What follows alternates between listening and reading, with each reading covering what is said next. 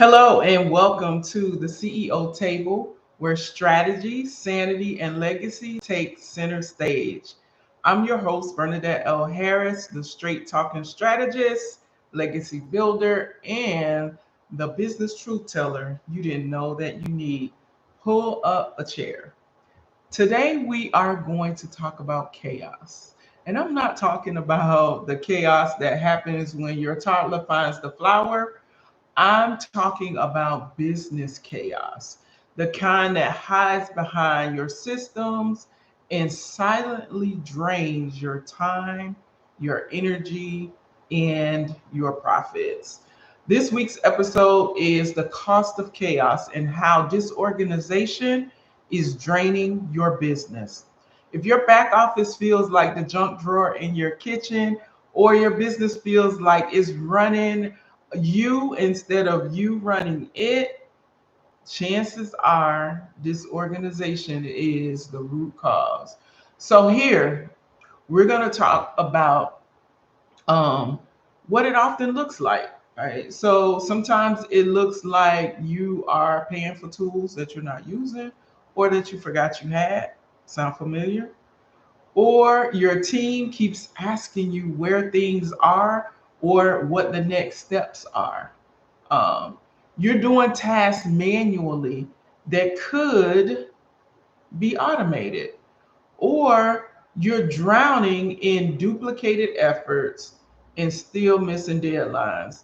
If any of this sounds familiar, that is what we're going to talk about today.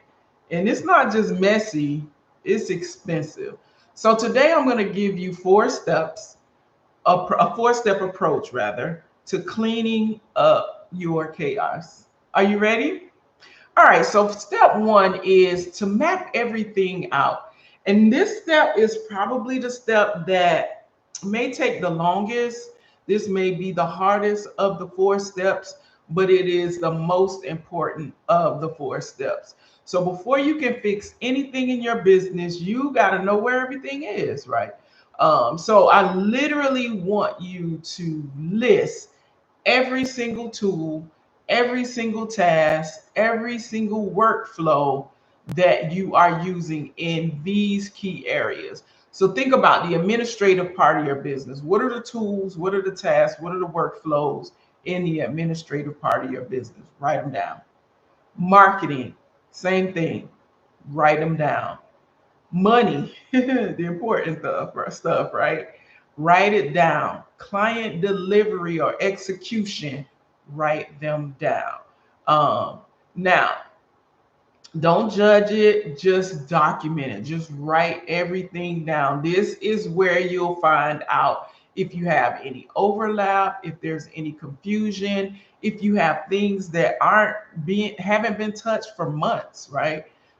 We all have those storage containers full of stuff that we haven't touched in years, and you have to wonder, do I need these things, right?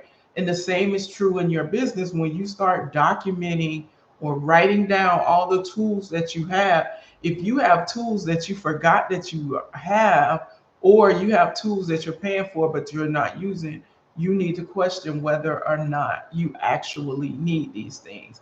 So the second part of mapping it out is really figuring out what is the flow. How do you want things to happen in your business? A lot of times we pay for tools and there's overlap because we're paying for the tools almost in silos.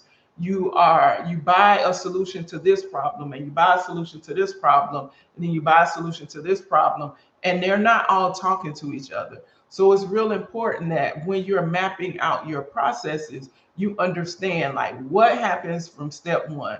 And this is something that I do when I'm coaching clients. And so we talk about like what happens step one to step 10. Walk me through every single step. Walk yourself through every single step. And then you can figure out which tools actually make sense for where you're trying to go. All right.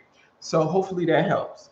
Step two, after you've mapped out your processes and you figured out where everything goes, the steps for every single process in your business, then I want you to choose your pressure point.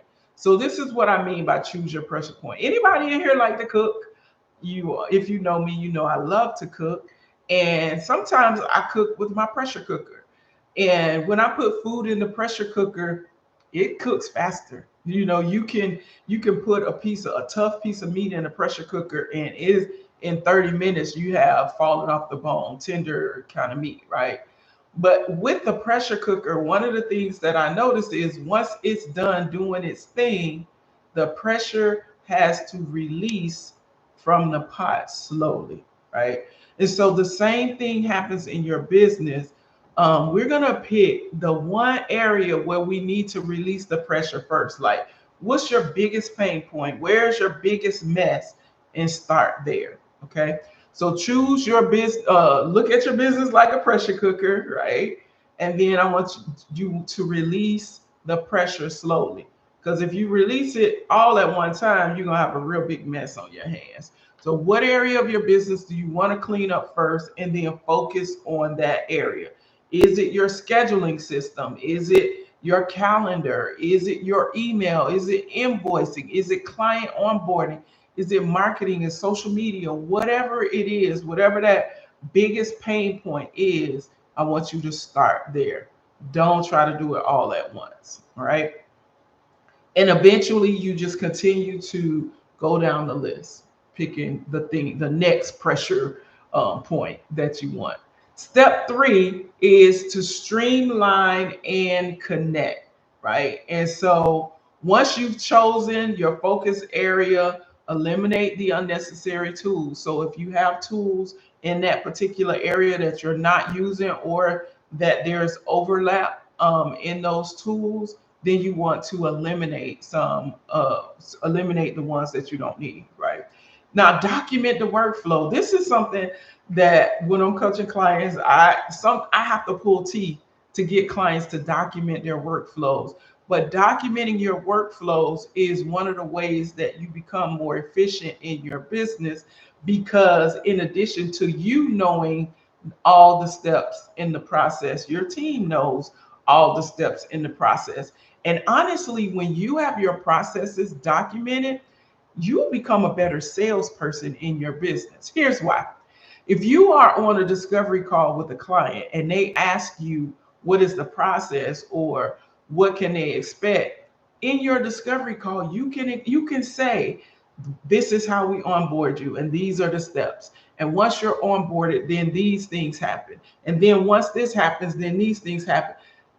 That will instill more confidence in your clients than anything that if you're rambling or whatever, or if you haven't given a lot of thought to documenting your workflow, it might not you might not be as convincing to a potential client. And so setting up automations and integrations wherever you can. This doesn't have to be fancy, but you want to have a flow. I know with one of my clients, we worked and we documented their workflows in a Google Doc. And everything was in a Google Doc. There were links from wherever, but you can go to that one Google Doc, and in that Google Doc, it outlined every single process. We send this email, then you click on email and it takes you to the actual email that we send. Then we do this, then we do this. It doesn't have to be complicated. It doesn't have to be an expensive system. It just needs to get done, right? And then the fourth step is just to clean it up, right? And keep it clean. So once you've cleaned it up, you got to keep it clean. It's not going to stay clean on its own. I say put a calendar about 30 minutes a week looking at your systems, or maybe every 2 weeks, looking at your systems and checking in to see where you need to clean up, where maybe some things need to be adjusted, and just make this a part of your CEO routine.